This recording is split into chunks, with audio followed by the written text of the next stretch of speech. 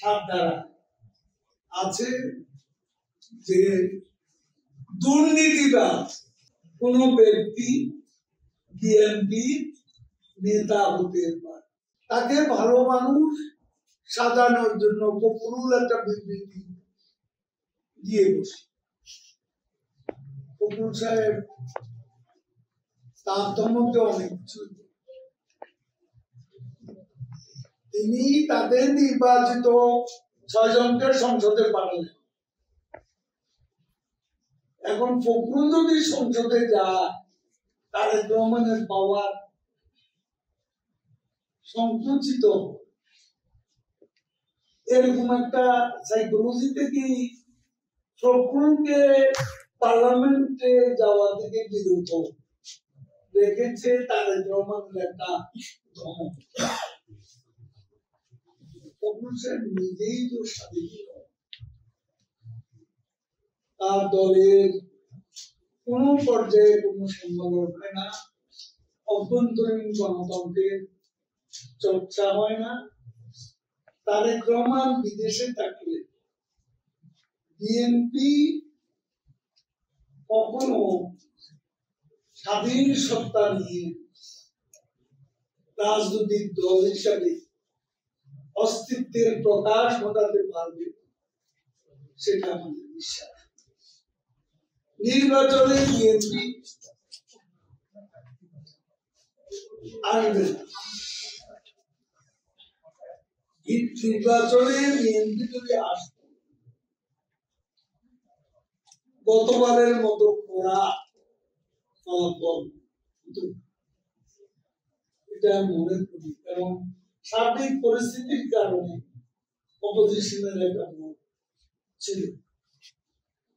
কিন্তু তারেক রহমান মনে করে এই অবস্থা যদি বিএনপি ভালো করে, এটার সুফল তো আমি পাচ্ছি, তারেক রহমান তো পাচ্ছে না, কিন্তু দেখুন এখন তার অনুপস্থিতিতে অন্য কেউ নেতা হবে। ফখরুল সাহেব তো নিজেও অনুধাবন করতে পারছে যে তাকে কিভাবে তারেকের ধমকের বুকে চলতে। এখন বলে শাস্তি, তাকে শাস্তি দেওয়া যাবে না। শাস্তি তো তিনি পেয়েছেন, নতুন করে দেবার কি আছে? শাস্তিটা এখন ভোগ করা হচ্ছে, তাকে এখানে এনে শাস্তি ভোগ করাতে হবে। সেটাই আমাদের মাননীয় প্রধানমন্ত্রী বলেছে।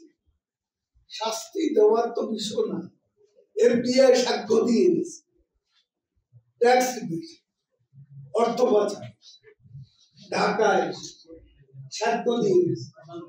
তো সেই মামলা রায় হয়েছে, দেশের আদালত বিচার ব্যবস্থা বিএনপির বিরুদ্ধে গেলে তাদের নেতারা বিচারও মানে না, বিচার ব্যবস্থা মানে না, আইন মানে না, আইনের শাসন তারা মানতে চায় না। অস্ত্র মামলা, দুর্নীতির মামলা, তারেক রহমানের আর কত সাজা, তার তো সাজা হয়েছে, শাস্তি হয়ে গেছে। এখন তাকে শাস্তি ভোগ করার ব্যবস্থা করতে হবে, দেশে ফিরিয়ে আনতে হবে।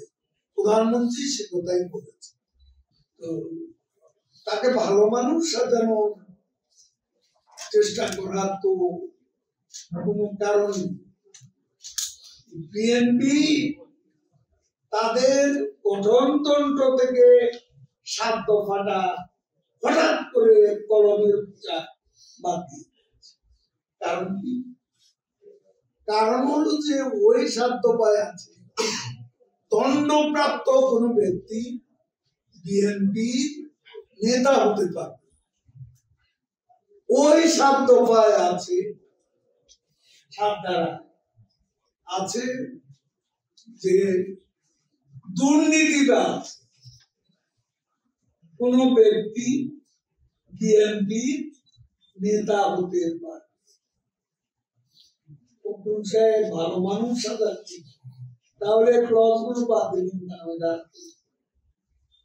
দুর্নীতিবাজের যে ধারা আর দণ্ডপ্রাপ্ত ব্যক্তিদের, সেটাতে তারেক রহমান পড়ে যাচ্ছেন।